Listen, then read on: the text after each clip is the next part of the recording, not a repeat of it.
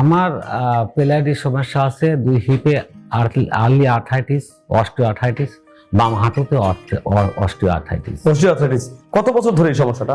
আমার বাম হাঁটুতে অস্টিওআর্থাইটিস আর 5 বছর। 5 বছর ধরে? আর কোমরে ডিস্ক কোলাপস হয়েছে 7 বছর। আমি সেটা নিচে বসে কোনো কাজ টাজ করতে পারতাম না, স্বাভাবিক কোনো কাজ করতে পারতাম না আর কি। কোনো কাজে আমার বা হচ্ছে গা মানে এমনি হাঁটা চলা খুব স্বল্প করে পারতেন, কোনো ভারী কোনো কাজ করে পারতাম না। যাক, অসংখ্য ধন্যবাদ। এবং আমি সেটাই বলবো যে আপনারা যারা দেশে এবং প্রবাসে যে যেখানে আছেন না কেন, ভিডিওটা এখন দেখছেন, তাদেরকে বলবো অন্তত একদিনের জন্য এখানে এসে চিকিৎসা নেন। প্রথম দিন চিকিৎসা নেওয়ার পরে আপনি বুঝতে পারবেন আপনার কতটুকু উন্নতি হয়েছে। স্যার, আসসালামু আলাইকুম। ওয়ালাইকুম আসসালাম। প্রথম দিন চিকিৎসা নেওয়ার 24 ঘন্টা পরে আপনি এখন কেমন আছেন? মোটামুটি ভালো। মোটামুটি ভালো আছেন। স্যার, এখানে যে চিকিৎসা খরচটা আপনার কাছে বলেছে, চিকিৎসা খরচটা কি অনেক বেশি বলে মনে করেন নাকি ঠিক আছে? মোটামুটি সাধ্যের ভিতরে। সাধ্যের ভিতরে। স্যার, আপনার মূলত কি সমস্যা, কত বছর ধরে? আমার পেলাইটিস সমস্যা আছে, দুই হিপে আর্লি আর্থাইটিস, অস্টিওআর্থাইটিস, বাম হাঁটুতে অস্টিওআর্থাইটিস। অস্টিওআর্থ্রাইটিস কত বছর ধরে এই সমস্যাটা? আমার বাম হাঁটুতে অস্টিওআর্থাইটিস আর 5 বছর। 5 বছর ধরে? আর কোমরে ডিস্ক কোলাপস হয়েছে 7 বছর। 7 বছর ধরে? আর হচ্ছে আপনার হিপের সমস্যা 1 বছর। ওরে বাবা, তো অনেকগুলো প্রবলেম নিয়ে এবং অনেক বছর ধরে আপনি এটা ক্যারি করতেছেন।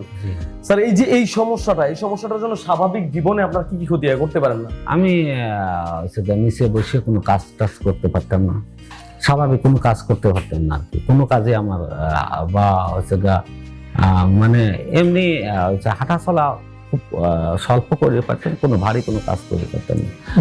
বসে নামাজ পড়তে পারি, দাঁড়াও নামাজ পড়তে পারিনি, এরকম খারাপ অবস্থা।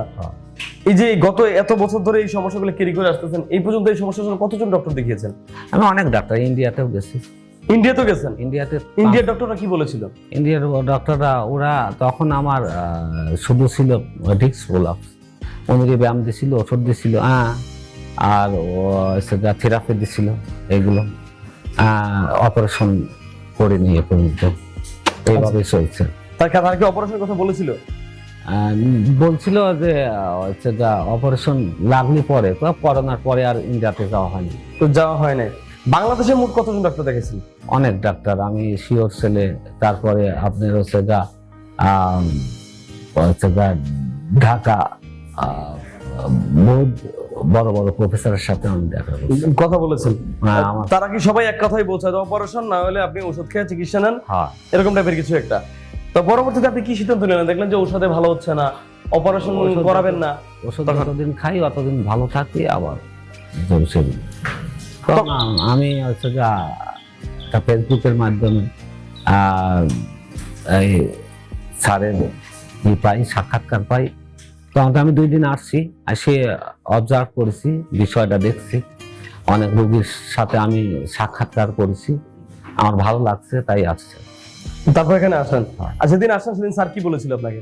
স্যার বলছিল আপনি 10 দিন যদি এখানে থাকি ভর্তি হয়ে চিকিৎসা নেন, আপনি পুরোপুরি সুস্থ হয়ে যাবেন। আচ্ছা, 10 দিন চিকিৎসা নেওয়ার জন্য পুরোপুরি সুস্থ হয়ে যাবেন।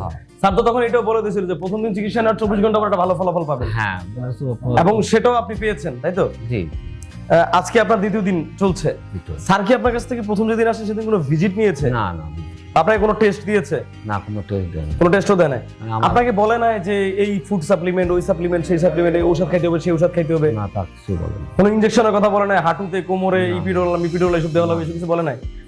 কোনো ইনজেকশনের সিস্টেমও নাই এখানে? আচ্ছা আচ্ছা। আপনি কি এখানে ভর্তি হয়ে চিকিৎসা নিচ্ছেন? জি। স্যার কি কেউ কি আপনাকে ভর্তির জন্য জোরাজোরি করছে যে আপনাকে এখানে থাইকা চিকিৎসা নিতে হবে, ভর্তি হতে হবে? বা আপনার এরকম আসছেন, আপনার ফাইলটা দেখেই একটু ডিসির দিকে তাকায় আরেকজনকে বলতেছে যে ওনাকে ভর্তি লিখে দাও, ভর্তি লিখে দাও, এরকম কিছু বলছে? এরকম কিছু বলে নাই? না।